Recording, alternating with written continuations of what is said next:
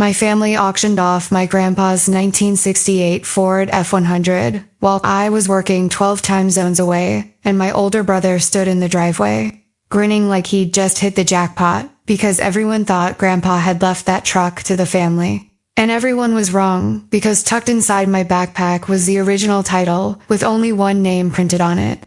And it wasn't his or my parents' or anyone else's but mine, and the funniest part was they had already invited half the town to watch the auction before realizing they were about to sell something they never legally owned in the first place. My name is Claire Donovan. I'm 32 and I manage construction projects outside Dallas, which means I'm usually the one solving problems. While everyone else is losing their minds, 6 months before all this happened, my company sent me to Germany to oversee a massive project. And while I was gone, my parents kept saying everything back home was under control, which should have been my first clue, because in my family, those words usually meant somebody was about to make a terrible decision. My grandpa, Walter, wasn't a wealthy man, but he was the kind of guy everybody respected.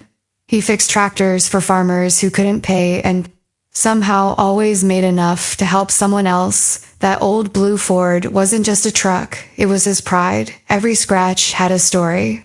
Every dent came with a laugh before he passed. He called me into the garage, handed me an old envelope, and said, "Kiddo, don't open this until you're ready to drive your own road." I hugged him, slipped the envelope into my safe, and honestly forgot about it because I figured it was another one of Grandpa's letters, full of advice and bad jokes. 2 months after I landed in Germany, my brother Mason suddenly started posting pictures of himself standing beside Grandpa's truck with captions like "fresh start" and "big things coming, hold up."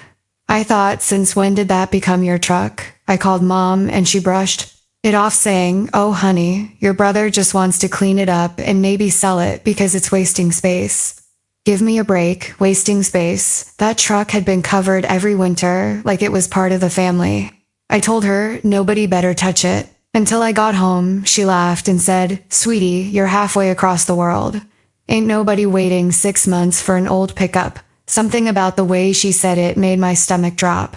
3 weeks later, my cousin texted me, "Dude, are you really okay with Mason auctioning Grandpa's truck?" Next Saturday, my heart stopped auctioning. I never approved that. I called my parents again. This time Dad answered, sounding annoyed. "Relax, Claire. It's family property." Everybody agreed. No, everybody didn't.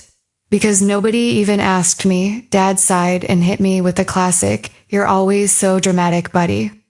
I almost laughed because if anyone knew paperwork, it was me before switching to construction management. I'd spent years handling commercial contracts. I don't argue unless I already know I'm right.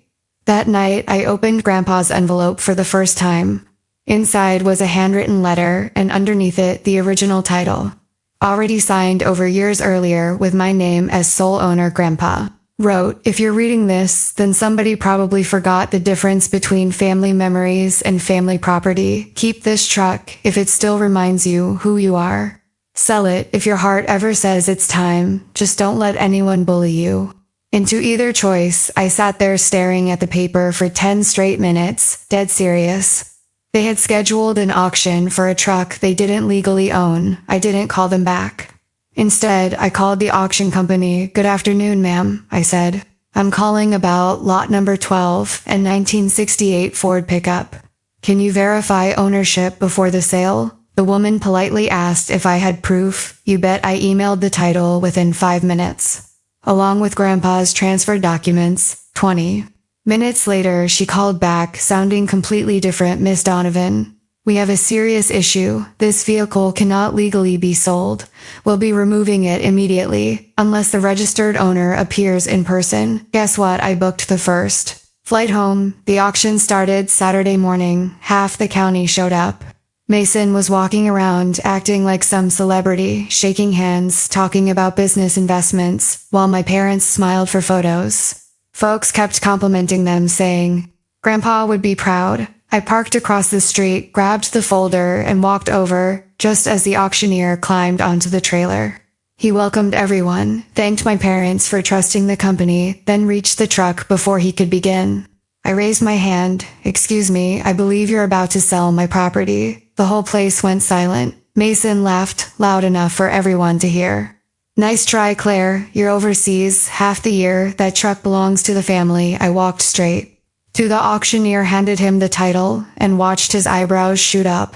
He looked at my parents, then back at me, then cleared his throat into the microphone. Ladies and gentlemen, today's sale of lot 12 has been canceled due to verified ownership.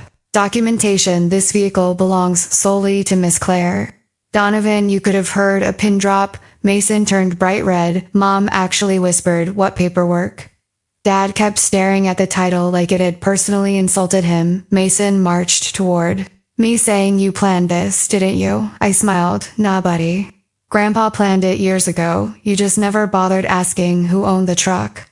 A few neighbors started whispering. Then somebody asked my dad if he'd known. He couldn't answer because he hadn't. The auction company apologized publicly, loaded the truck off the stage, and handed me the keys right there in front of everyone. As I climbed inside, I noticed Grandpa's old keychain still hanging from the ignition, exactly where he'd left it. I started the engine, and that familiar rumble filled the parking lot. Mason shouted, "This isn't over." I rolled down the window, looked him dead in the eye, and said, "It actually is, because next time, read the title before planning the party." I drove away while the crowd watched my family argue with each other in the middle of the parking lot.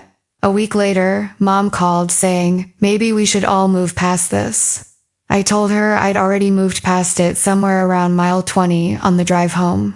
Dad eventually apologized quietly, admitting they'd assumed I'd never checked the paperwork. Mason never did. He kept telling people I embarrassed him. Funny thing is, nobody was talking about me anymore. They were talking about the guy who tried selling someone else's truck these days. Grandpa's Ford sits in my garage every Sunday.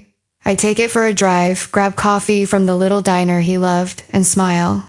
Every time someone gives me a thumbs up, that truck was never really about the engine or the pain. It was about remembering that the people who love you leave behind more than possessions.